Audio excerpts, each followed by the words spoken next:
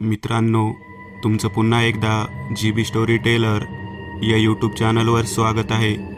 आजच्या आपल्या गोष्टीचं नाव आहे प्लॅनचेट, संवाद पिशाच्यांशी. लेखक संतोष देशपांडे. पण गोष्ट सुरू करण्याआधी जर कोणी या चॅनलवर पहिल्यांदाच आलेले असाल तर त्यांनी या चॅनलला सबस्क्राईब करायला विसरू नका. चला तर मग अजिबात वेळ न घालवता गोष्टीला सुरुवात करूया.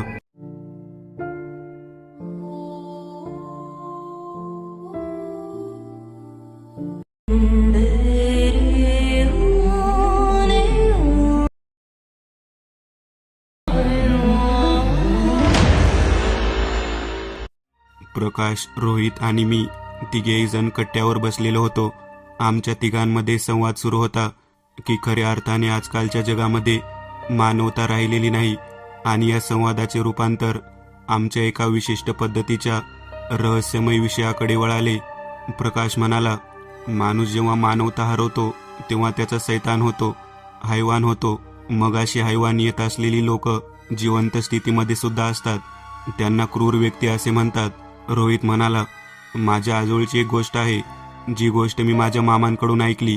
चारही बाजूने डोंगर आणि मध्यभागी असणारं माझ्या मामाचं गाव, आणि त्या ठिकाणी एका विशिष्ट गुहेमध्ये तपसाधना केलेले एक थोर संत ऋषी यांची असलेली समाधी, आणि त्यांच्या त्या पर्वताच्या शिखरावरील समाधीच्या गुहेच्या अगदी विरोधाभासावरती विरुद्ध डोंगरावरती असलेलं एक रहस्यमय ठिकाण, जिथे पर्वतामध्ये असलेल्या कमानी आणि त्या कमानीच्या आतमध्ये येणारा विक्षिप्त पद्धतीचा भयानक आवाज.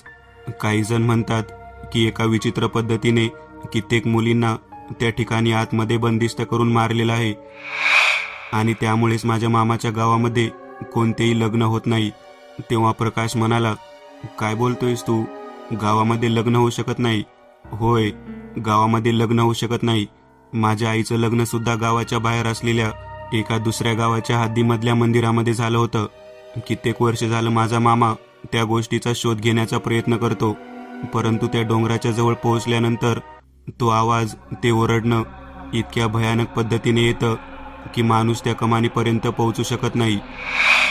20 कमानी व आजसारखा लेणीचा भाग आहे, आणि आतमध्ये चित्रविचित्र पद्धतीच्या आकृत्या दगडामध्ये कोरलेल्या आहेत. तेव्हा प्रकाश म्हणाला, तू जे काही बोलत आहेस ते तू स्वतः प्रत्यक्ष पाहिले आहे का? रोहित बोलत होता. तो म्हणाला, हो, मी स्वतः पाहिलं आहे.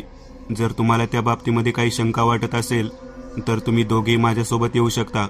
प्रकाश मला म्हणाला, संतोष, काय करायचं? जायचं का आपण याच्या मामाच्या गावाला? तसेही दिवाळीची सुट्टी लागली आहे, आणि मला वाटतं की 2-3 दिवस खेडेगावात राहायला मिळेल. निसर्गाच्या सानिध्यामध्ये नवीन काही गोष्टी पाहायला मिळतील.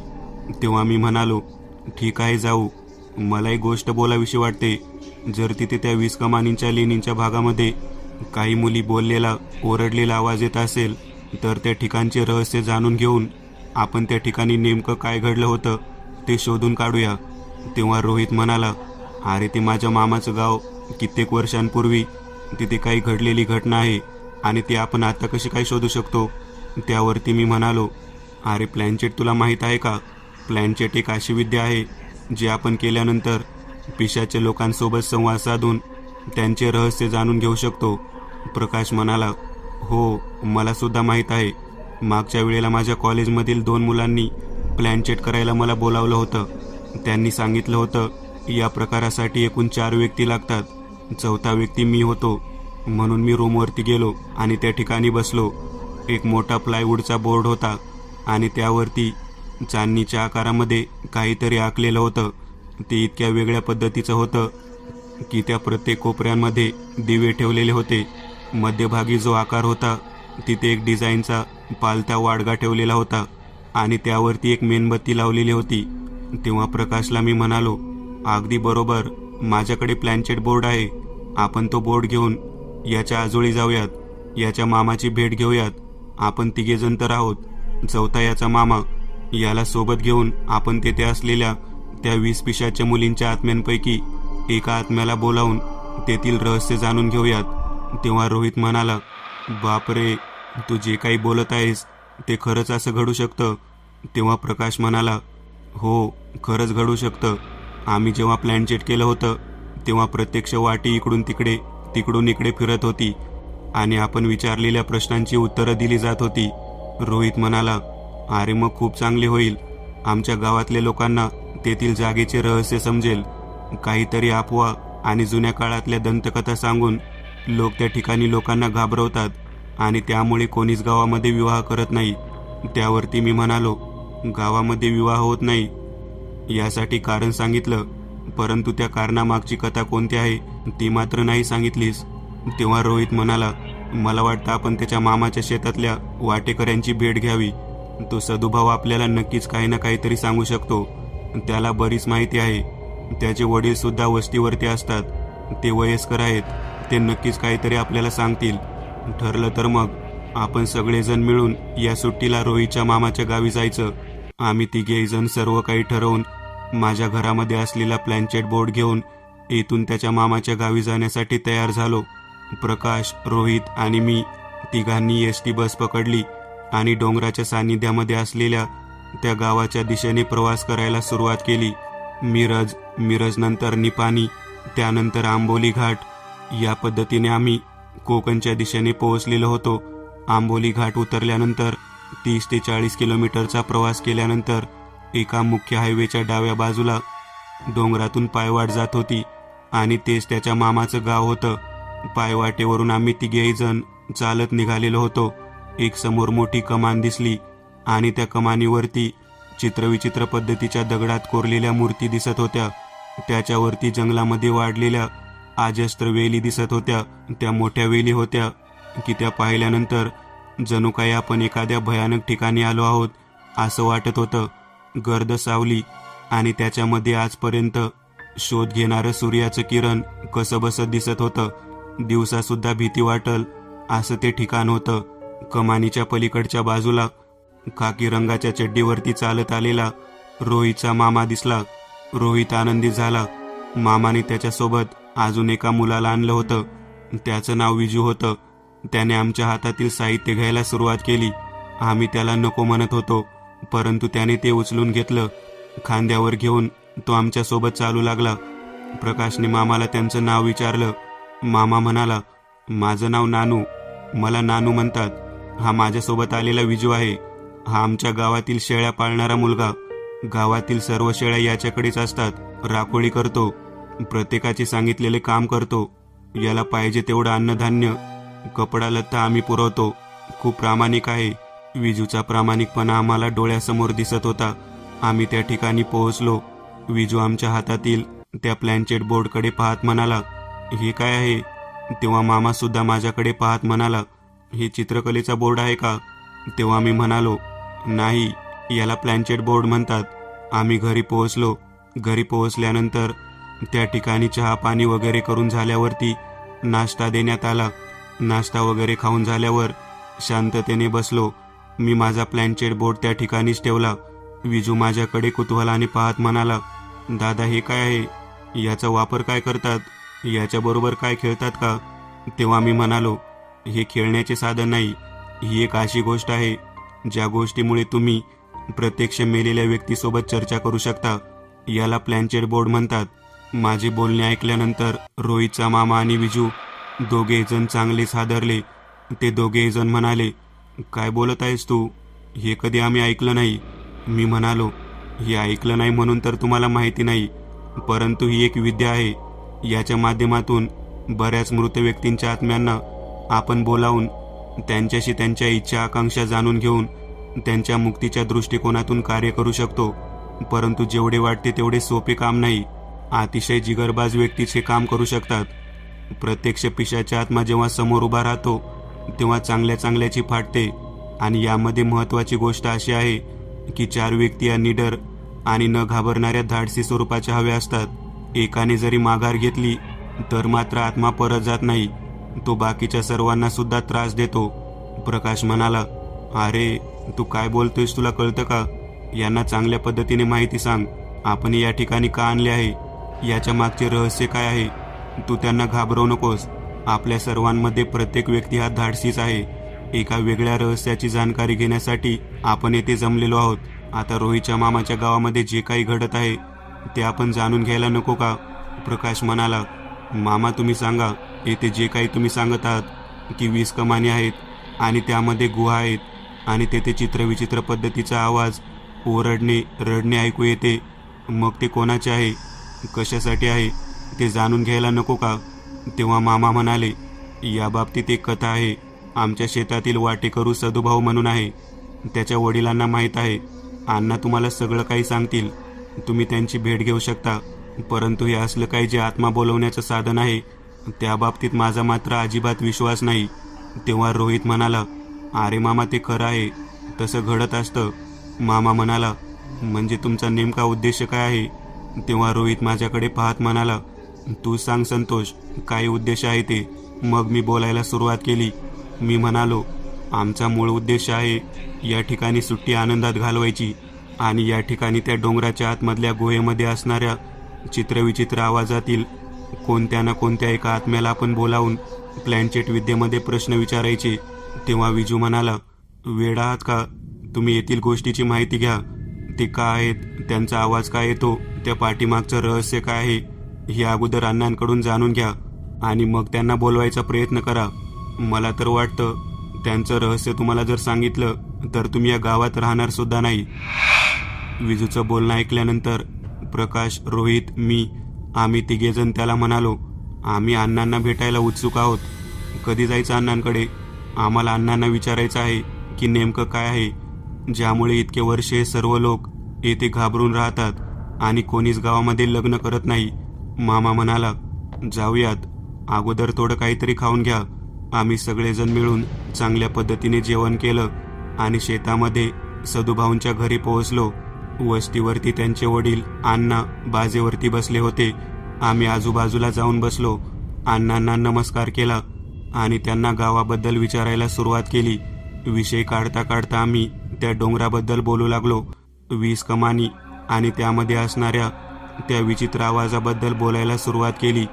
तेव्हा अण्णा म्हणाले, पोरांनो, गावामध्ये आला आहात, आनंद घ्या, फिरा, पोहा, हुरडा खा, भरपूर काही गोष्टी करा, परंतु त्या डोंगराच्या वाटेला जाऊ नका. तो डोंगर, ती गुहा, ते ठिकाण, ती कमान, हे सर्व काही तुमच्या आवाक्याच्या बाहेरचं आहे. तेव्हा प्रकाश म्हणाला, निदान तुम्हाला त्या बाबतीतली कथा तरी माहिती असेल, ती कथा तरी सांगा. तेव्हा अण्णा म्हणाले, काय करणार जाणून घेऊन? या गावामागचं संकट तुम्ही दूर करणार आहात का? तुम्हाला माहीत आहे या ठिकाणी काय घडलं होतं? माझ्या लहानपणीची घटना आहे.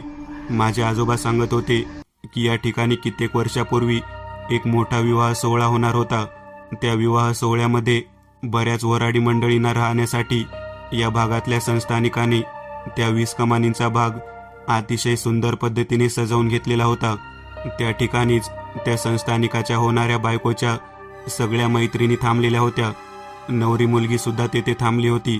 100 ते 200 लोक त्या डोंगराच्या सानिध्यामध्ये असलेल्या त्या 20 गुहेमध्ये खूप चांगल्या रीतीने आलिशान शामियानामध्ये राहायला होते. नेमकं काय झालं ते माहीत नाही, परंतु तेथे कोणत्या तरी गोष्टीमुळे आग लागली. ती आग एवढी भयानक होती की डोंगराच्या वरच्या सर्व झाडांचा पेट, त्याचा अग्नी, तो वणवा त्या गुहेच्या 20 कमानीच्या आतमध्ये शिरला. गुहेच्या आतमध्ये प्रचंड धूर झाला होता. नवरीच्या खोलीमध्ये झोपलेल्या 20 मुली आणि नवरी या सर्वच्या सर्वजण गुदमरल्या गेल्या. बाकीचे सर्व लोक आग लागल्यानंतर तेथून पळ काढून पळून गेले आणि त्या ठिकाणी 3 दिवसापासून राहणाऱ्या त्या मुली, नवरी मुलीसह आतमध्ये त्या दिवसानंतर सर्वत्र शोककळा पसरली. संस्थानिकाचा मुख्य मुलगा या घटनेला ऐकून अविवाहित राहिला. त्याचे ज्या मुलीवर प्रेम होते ती मुलगीच मेल्याने तो गाव सोडून हिमालयामध्ये निघून गेला आणि तेथून पुढूनच एक वेगळा प्रकार सुरू झाला. गावाच्या वेशीच्या बाहेर एक मठ होता. त्या मठामध्येच गावातील विवाह लावले जाऊ लागले. आतमध्ये जर कोणी विवाह लावण्याचा प्रयत्न केला तर अचानक मंडप पेटणे, नवरी मुलगी किंवा वऱ्हाडी मंडळीपैकी अविवाहित मुली आहेत त्यांचा मृत्यू घडणे, या घटना होऊ लागल्या. आता या सर्व गोष्टी मागे नेमकं काय घडतं ते माहीत नाही, परंतु गावात एक अशी म्हण पडली आहे की येथे लग्न केलं जात नाही, लग्न बाहेरच करावे लागतं. एका विधीसाठी प्रत्येक गावकऱ्याला बाहेरच्या भागात जाऊन लग्न लावावं लागतं. तेव्हा प्रकाश म्हणाला, नेमकं काय घडतं? तेव्हा अण्णा म्हणाले, लग्नाच्या आदल्या दिवशी जेथे मंडप आहे तो मंडप तरी पेटतो. लग्न वराडी मंडळीमधील काही मंडळी अचानक गायब होतात आणि त्या डोंगराच्या दिशेने त्यांचे मृतदेह सापडतात. काय प्रकार होतो तेच कळत नाही. कोणाला कोणी दिसत नाही. फक्त त्या कमानींच्या बाजूने एक चित्रविचित्र आवाज मात्र नेहमी येतो. ज्या वेळेला पहाटे ही घटना घडली आहे त्यावेळेला तेथील आवाज मात्र सगळ्यांना ऐकू येतो. मुलींचा गलबला, लग्नाची घाई आणि लग्नातली चाललेली गाणी. हा आवाज अतिशय भयानक पद्धतीने त्या डोंगराच्या पायथ्याशी असलेल्या ठिकाणी ऐकू येतो. आजपर्यंत कोणी वर चढत जाऊन ते ठिकाण पाहण्याचे धाडस केले नाही. तेव्हा प्रकाश म्हणाला, मी, रोहित, माझा मित्र संतोष आणि तुमच्या गावातील रोहितचे मामा आमच्यासोबत त्या ठिकाणी येणार आहेत. आम्ही त्या ठिकाणी गेलो तर चालेल का? तेव्हा अण्णा म्हणाले, नका पोरांनो, कशाला जाता? नको, त्या ठिकाणी जाऊ नका. ती जागा बाधित आहे. मी जेवढी माहिती होती तेवढी माहिती सांगितली. शेवटी तुम्ही काय करायचे ते ठरवा. रोहितचा मामा म्हणाला, अण्णा, या मुलांकडे कसलं तरी यंत्र आहे. त्या यंत्रातून ते तेथील व्यक्तीच्या आत्म्याला बोलवू शकतात. तुम्हाला तेथे मृत असलेल्या व्यक्तीपैकी कोणाचे नाव माहिती आहे का? तेव्हा अण्णा म्हणाले, श्रुतिका म्हणून त्या मुलीचे नाव होते, जिचे लग्न होणार होते आणि तिच्या मैत्रिणीचे नाव नंदिनी होते. याची माहिती आपल्या गावातील संस्थानिकाच्या राजवाड्यामध्ये आहे. त्यामुळे हे 2 नाव मला माहिती. प्रकाश, रोहित, मी आणि रोहितचा मामा आम्ही 4 जण अण्णांचा निरोप घेऊन तेथून परत मामाच्या घरी आलो. मामाला म्हणालो, आपल्याला या 2 नावांपैकी एका नावाला बोलावून तेथील रहस्य जाणून घ्यावेच लागेल. त्याशिवाय या गावाच्या पाठीमागे लागलेला श्राप जाणार नाही. आम्ही 4घांनी हे ठरवलं होतं की आपण हे कार्य आज रात्रीच करायचं. आम्ही अण्णांपासून माहिती घेऊन जेव्हा परत आलो तेव्हा रात्रीचे भोजन केलं आणि त्या डोंगराच्या पायथ्याला, ज्या ठिकाणी पहिली कमान आहे, जेथून पायऱ्या सुरू होतात, त्याच्या बाजूला असलेल्या दगडी सभा मंडपामध्ये जाऊन बसलो. झोपण्यासाठी असलेलं सर्व साहित्य बरोबर घेतलं होतं. आमच्यासोबत विजूला सुद्धा घेतलं होतं. विजू कसंबसं धाडस करत रोहितच्या मामाबरोबर आमच्या कामांमध्ये सहभागी झाला होता. माझ्यासोबत मी प्लॅनचेटचा बोर्ड, मेणबत्त्या, वाडगा आणि खडू हे सर्व साहित्य घेतलं होतं. मला ज्या पद्धतीची माहिती होती त्या पद्धतीनुसार ज्या वेळेला त्या ठिकाणी चित्रविचित्र आवाज येतो त्याच वेळेला आपला बोर्ड समोर ठेवायचा आणि सर्वांनी एकाग्र चित्ताने त्यांच्या विधीसाठी असलेले मंत्र म्हणायचे आणि एका बाजूला वाय, एका बाजूला यन असे लिहून मध्यभागी वाटी ठेवायची. त्या वाटीच्या पालत्या भागावरती प्रत्येकाने आपले बोट ठेवायचे आणि त्या पालत्या वाटीवरती मेणबत्ती लावायची. 3 लिंबू आणि तारांकित आकारामध्ये बाकीचे साहित्य ठेवायचे असे ठरले होते. मी सर्व तयारी केली आणि चित्रविचित्र आवाज ऐकण्याच्या दृष्टिकोनातून आम्ही त्या ठिकाणी तसेच बसून राहिलो. जंगलातील नीरव शांतता आणि प्रचंड अंधार यामुळे बऱ्यापैकी मनामध्ये भीती वाटत होती. त्याच वेळेला 1:15 वाजण्याच्या सुमारास चित्रविचित्र आवाज यायला सुरुवात झाली. मृदंग वाजावा त्या पद्धतीने आवाज येत होता. पायाचा चाळ, घुंगरांचा आवाज, कोणी गाणं म्हणत आहे, कोणी हसत आहे, मुलींचा गलगा चालू आहे. हा सर्व आवाज ऐकल्यानंतर मामा म्हणाले, आवाज यायला सुरुवात झाली. तो आवाज जेव्हा मी ऐकायला सुरुवात केली तसतसं मनामध्ये भीतीने घर करायला सुरुवात केली. मी मध्यभागी प्लॅनचेटचा बोर्ड ठेवला आणि आम्ही सर्वजण कडेने बसलो. मामा आणि रोहित या दोघांकडे पाहत मी म्हणालो, लक्षात ठेवा, कोणी हात मागे घ्यायचा नाही, बोट अजिबात काढायचे नाही. जेव्हा आत्मा या ठिकाणी येईल तेव्हा अजिबात घाबरायचे नाही. एकच व्यक्ती प्रश्न विचारू शकतो आणि एकदाच, त्यानंतर दुसरा व्यक्ती प्रश्न विचारू शकतो. मध्ये कोणीही बोलायचे नाही. आपल्याला जे प्रश्न विचारायचे ते अगोदरच ठरवा. सर्वात महत्त्वाची गोष्ट, जर कोणी मध्ये जर बोट बाजूला काढलं तर तो आत्मा आपल्या पाठीमागे लागणार. लक्षात ठेवा, आपल्याला नंदिनी म्हणायची जी दासी आहे तिचा आत्मा बोलवायचा आहे, कारण मुलगी मुख्य पद्धतीने गोष्ट आपल्याला सांगू शकणार नाही. त्या ठिकाणी मेलेली जी मैत्रीण आहे, जी आपण त्या मुलीची दासी म्हणू, तिला बोलवायचं आहे. आमच्या सर्वांचं ठरलं होतं. विजू आमच्याकडे पाहत म्हणाला, तुम्ही 4 जण मंत्रविद्या करणार, मी काय करू? मला जर ते भूत दिसलं तर मी या ठिकाणी थांबू का पळून जाऊ? तेव्हा आम्ही म्हणालो, तू घाबरू नकोस, तू येतेच थांब. आत्मा काही त्रास देणार नाही. आपण त्याला चांगल्या कामासाठी बोलावत आहोत. 1 वाजलेला होता. मेणबत्त्या पेटवून आम्ही आमच्या समोर कागदावरती लिहिलेले मंत्र ठेवले आणि आमचे प्रत्येकाचे बोट त्या वाडग्यावरती ठेवले. त्या वाटीवर बोट ठेवल्यानंतर त्याच्यावरती मेणबत्ती पेटवून धरली आणि प्रत्येकाने नंदिनी हे नाव मनामध्ये आठवून आवाहन करायला सुरुवात केली. मंत्राबरोबर प्रत्येकजण नंदिनीचं आवाहन करत होतं. मी मंत्र म्हणत होतो. माझ्या पाठोपाठ सर्वजण मंत्र म्हणत होते. नंदिनी आवाहन यामी, नंदिनी आवाहन यामी, नंदिनी आवाहन यामी असे सारखे म्हणत गेल्यानंतर तब्बल 11 मिनिट हे मंत्र झाल्यानंतर प्रकाश म्हणाला, नंदिनी तू जर आली असशील तर वाय या अक्षराकडे ही वाटी सरकू दे. तेव्हा आम्ही त्यावरती बोट ठेवलेले असताना ती वाटी वाय या अक्षराच्या दिशेने कर आवाज करत सरकू लागली. भयान भीषण शांतता आणि त्यामध्ये एका आत्म्याचे आवाहन करून आम्ही नंदिनीला आमच्या समोर उभा केलेले होते. दिसायला सुरेख आणि सुडोल बांध्याची अप्रतिम सुंदर अशी ती नंदिनी म्हणायची पिशाच स्त्री आमच्या समोर उभा राहिली. तिला पाहण्याचे धाडस कोणामध्येच नव्हते. आम्ही सर्वांनी आमची मान खाली घालून पुढचा प्रश्न विचारायला सुरुवात केली.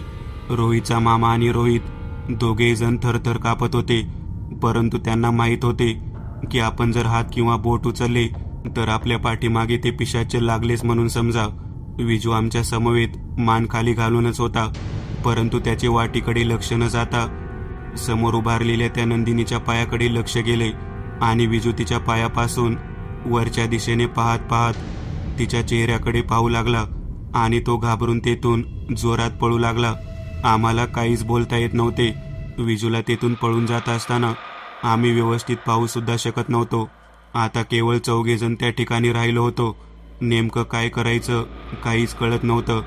पुढचा प्रश्न प्रकाशने विचारायला सुरुवात केली. काय घडलं होतं त्या रात्री जेव्हा तुमचा गुदमरून मृत्यू झाला? या गावच्या नवरदेवाच्या होणाऱ्या बायकोचा मृत्यू कशामुळे झाला? प्रश्न विचारल्यानंतर बराच वेळ गेला.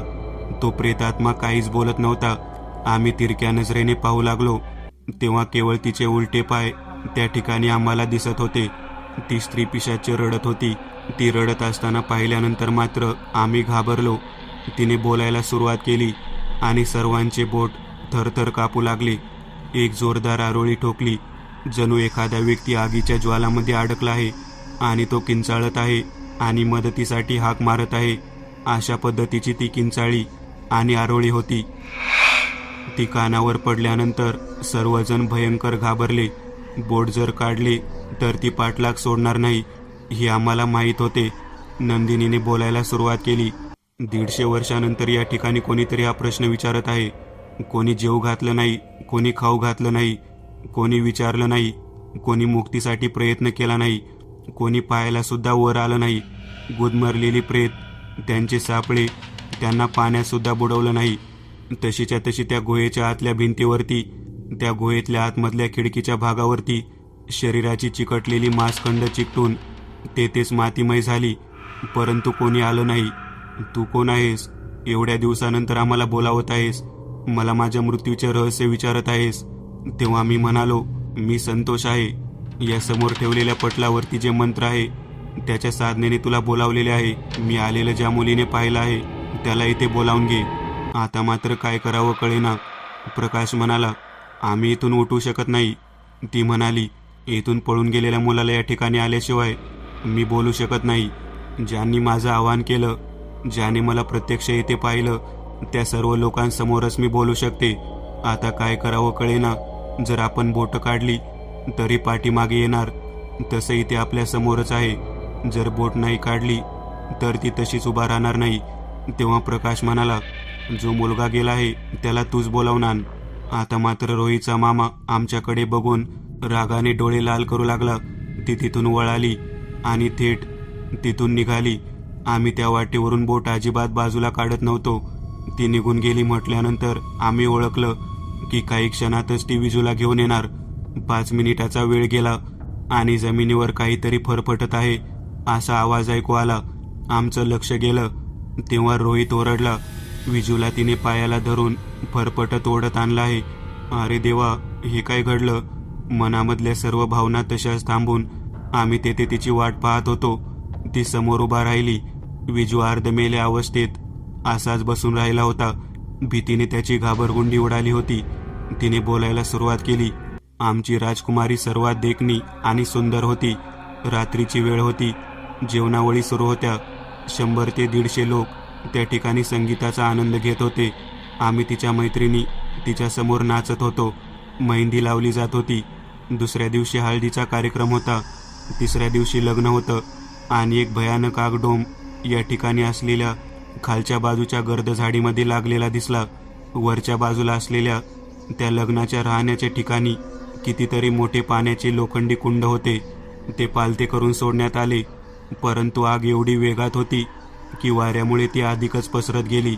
आगीचा डोम पाहून तेथे असलेली वऱ्हाडी मंडळीमधील कित्येक जण पळून गेले. आम्ही बाहेर जाण्याचा प्रयत्न करत होतो, परंतु आगीच्या झळा ज्या कमानीतून बाहेर पडायचं आहे तेथे येऊन पोहोचल्या होत्या. पर्वताच्या आतमध्ये कुठेही बाहेर पडण्यासारखी दुसरी वाट नव्हती. गुहेच्या आतमध्ये प्रचंड धूर भरलेला होता आणि त्या धुरामध्ये आमचा श्वास कोंडू लागला. श्वास घेता येईना, डोळ्याला दिसेना. एकमेकींना मिठी मारत आम्ही राजकुमारीच्या जवळच तसेच तडफडत जीव सोडू लागलो. कोणी भिंतीला चिकटून आपल्या नखांना ओरबाडत स्वतःचा जीव सोडला. कोणी किंचाळून ओरडून दम छाटून स्वतःचा जीव सोडला. 20च्या 20 जणींचा त्या ठिकाणी मृत्यू झाला. राजकुमारीचा सुद्धा भयानक पद्धतीने मृत्यू झाला. कोणतीही व्यक्ती पुन्हा त्या ठिकाणी पाहण्यासाठी आली नाही. संपूर्ण जळालेलं ते डोंगराचं मोकळं रान आणि त्यात कित्येक जणांच्या खालच्या बाजूला जळालेल्या प्रेतांचे अवशेष. तेव्हा प्रकाश म्हणाला, अचानक आग लागून असा मृत्यू झाला, मग पुढे काय झालं?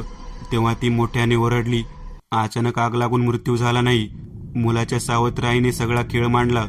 तुमच्या गावच्या संस्थानिकाच्या मुलाच्या आईने सर्व काही घडवलं. तिने तिच्या महत्वाकांक्षेसाठी नवीन होणाऱ्या सोनेचं लग्न होण्या अगोदरच तिच्या मैत्रिणीसह अग्निदाह संस्कार केला. त्यामुळे त्या गावातली कुठलीही आई स्वतःच्या मुलाचे लग्न लावू शकत नाही. मी म्हणालो, या सर्व प्रकारात या गावामधल्या जन्मलेल्या लोकांचा काय दोष? तेव्हा ती म्हणाली, आजपर्यंत गावामध्ये एवढे लोक राहत आहेत, इतक्या जणांचे जन्म झाले, इतक्या जणांचे मृत्यू झाले, परंतु कोणी त्या गुहेकडे कधी आलं का? तेथील अस्थी, तेथील राख, तेथील माती कोणी पाण्यात मिसळली का? केवळ श्राप लक्षात राहतो, परंतु श्रापामागचं कारण लक्षात राहत नाही. आजही माझ्या सर्व सख्या तिथे स्वतःच्या मुक्तीसाठी तडफडत आहे. तब्बल 150 वर्ष झालं कोणतेही साधन पिशाच्या योनीतून मुक्त करायला मिळालेलं नाही. आज पहिल्यांदा तुझे काही समोर मांडलेलं खेळणं आहे, त्याच्या आधारे निदान मला या ठिकाणी बोलावलं तरी. रोहीचा मामा आमच्या दोघांकडे पाहत डोळ्यातून अश्रू ढाळत होता. मी म्हणालो, जर आम्ही त्या ठिकाणी आलो तर आमच्या जीवाला धोका तर होणार नाही ना? तेव्हा ती विकट हास्य करून म्हणाली, यापेक्षा सुंदर कोणती गोष्ट असू शकते? आम्हाला मुक्त कर. या गावामध्ये कोणत्याही लग्नाला कसलीच अडचण येणार नाही. तेव्हा प्रकाश म्हणाला, आम्ही उद्या रात्री येतो. तेव्हा ती म्हणाली, नाही, उद्या नाही, अमावस्येच्या रात्री. या पिशाच्यांना मुक्ती देण्यासाठी तीच रात्र योग्य असते. आम्हाला आमच्या देहाच्या अवशेषांना शुद्ध पाण्यामध्ये विसर्जित करा. तेथे काहीही शिल्लक ठेवू नका. आम्हाला मुक्ती द्या. त्या मुलीच्या तोंडातून, त्या पिशाच्या आत्म्याच्या तोंडातून मुक्तीसाठी काढलेला टाहो पाहून मन हेलावून गेलं होतं. आम्ही तशीच बोट ठेवत तिला म्हणालो, आम्ही तुला मुक्ती देतो, तू आता जा. तेव्हा ती म्हणाली, मुक्ती मिळाल्याशिवाय मी जाणार नाही. आता मात्र काय करावे कळेना. प्रकाश म्हणाला, या यंत्राद्वारे, या मंत्राद्वारे तुझे आवाहन केले होते. आता तुला आम्ही वचन देतो की तुला आणि तुझ्या सर्व मैत्रिणींना मुक्ती देण्याचे आम्ही कार्य करतो. तू निघून जा. उद्या रात्री आम्ही त्या ठिकाणी येत आहोत. तेव्हा ती मोठ्याने ओरडत म्हणाली, जे यंत्र आहे ते माझ्या हवाली करा. ते यंत्र मी घेते, म्हणजे तुम्ही नक्कीच येथे येताल. तेव्हा प्रकाश माझ्याकडे पाहत म्हणाला, यंत्र द्यायचे का? मी नकारार्थी मान हलवली. तेव्हा ती मोठ्याने किंचाळून म्हणाली, एकतर यंत्र द्या, नाहीतर मला तुमच्या समवेत न्या. प्रकाश म्हणाला, काय करायचं? मी म्हणालो, तिला आपल्या समवेत येऊ द्या. यंत्र देऊ शकत नाही. आम्ही त्या वाटेवरून बोट बाजूला काढून तिला म्हणालो, तू आमच्या समवेत चल. एक पिशाच्या आपल्याबरोबर आपल्या घरापर्यंत येणार. ही गोष्ट रोहीच्या मामाला पटली नव्हती. मामा म्हणाला, हे काय केलं? मी म्हणालो, पर्याय नाही. जर हे यंत्र दिलं तर आपला जीव त्यांच्या ताब्यात दिल्यासारखा होईल. पिशाच्या शक्तीवर कधीच विश्वास ठेवायचा नसतो. पिशाच कधीच खरं बोलत नाही. आता मात्र मामाला कळेना की आपल्या समवेत या पिशाच्या स्त्रीला घरी न्यायचे कसे. शेवटी आम्ही पुढे चालत होतो आणि ती चालत चालत आमच्या पाठीमागे आली होती.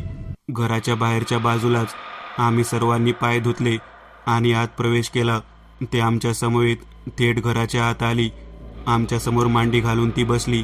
दुसरा दिवस उजडेपर्यंत तिला पाहायचं होतं. पिशाच्या समोर बसल्यानंतर झोप तरी कशी येणार. जीव धडधड करत होता. विजूयाची अवस्था तर फार भयानक होती.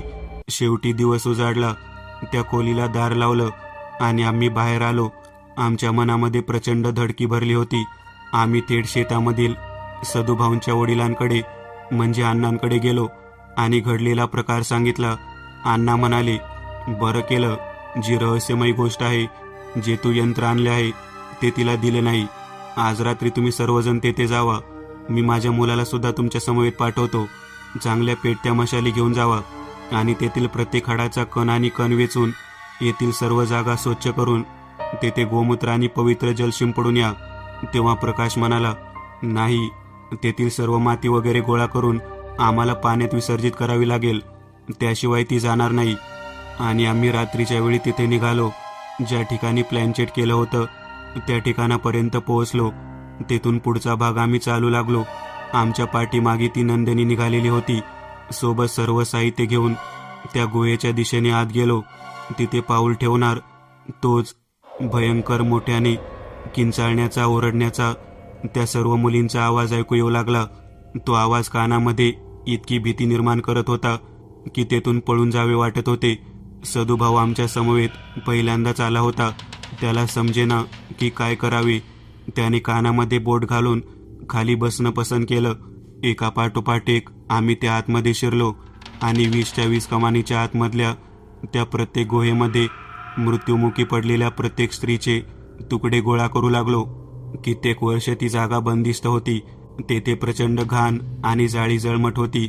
कित्येक वाढलेले झाडांचे वृक्ष आणि त्यांच्यामुळे सर्व काही अतिशय घाण झालेलं होतं.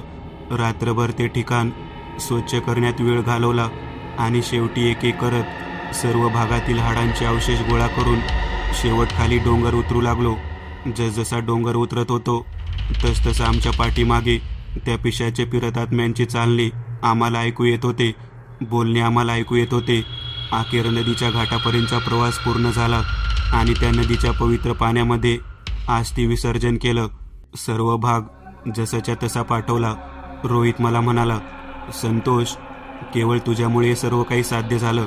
मी म्हणालो, अरे मूर्खांनो, नंदिनी अजून मुळात गेलेलीच नाही. तिचा आत्मा अजून तसाच आहे. पुन्हा वाटेवरती हात ठेवून तिला परत जाण्यासाठी सांगायचं आहे. नंदिनीचा आत्मा मुक्त झाला नव्हता. आम्ही पुन्हा एकदा त्या जागी गेलो. प्लॅनचेटची विद्या मंत्र म्हणत तिला बोलावलं आणि तिला विनंती केली, बाई, तुझ्या बाकीच्या सहकाऱ्यांना आणि तुझ्या शरीराला मुक्तीच्या दिशेने विसर्जित केलं आहे. तेव्हा एखादी स्त्री दया याचना करावी. त्या पद्धतीने तिने हात जोडून आमच्या समोर रडायला सुरुवात केली आणि ती स्त्री केवळ एका प्लॅनचेट विद्येमुळे आपल्या सर्व मैत्रिणी समवेत एका भयानक पिशाच्या योनीतून मुक्त झाली. रोहीच्या मामाच्या गावामध्ये पुन्हा लग्न समारंभ सुरू झाले. जेव्हा जेव्हा मी माझ्याकडचे प्लॅनचेट पाहतो तेव्हा तेव्हा मला वाटतं की केवळ एक भीतीदायक गोष्ट म्हणून प्रत्येकजण याकडे पाहतो. परंतु कित्येक वेळा केवळ भीती महत्त्वाची नसते, तर कधी कधी त्यामागचा फायदा सुद्धा आपल्याला बरंच काही देऊन जातो. मी एक नवीन चॅनल ओपन करत आहे. त्यावर तुम्हाला ॲनिमेटेड हॉरर स्टोरीज पाहायला मिळतील. त्या चॅनलची लिंक या व्हिडिओच्या डिस्क्रिप्शनमध्ये दिलेली आहे. चॅनलला सबस्क्राईब करायला विसरू नका. मित्रांनो, आज पुरतं एवढंच. तुम्हाला जर काही गोष्ट आवडली असेल तर नक्की लाईक करा. तुमच्यापैकी बरेचसे जण व्हिडिओ लाईक न करताच पळून जातात. पण हा जर व्हिडिओ तुम्ही लाईक केला तर मला जरा बरं वाटेल आणि असेच भारी भारी व्हिडिओ बनवायची माझ्यात एनर्जी येईल. त्यामुळे नक्की लाईक करा. आणि अजूनही कोणी या चॅनलला सबस्क्राईब केलेलं नसाल तर लगेच सबस्क्राईब करून टाका. आणि बाजूची घंटी ती मात्र दाबायला विसरू नका. देवाची घंटी आहे ती. चला तर मग पुन्हा भेटूया अशीच एक आगळी वेगळी गोष्ट घेऊन पुढच्या भागात.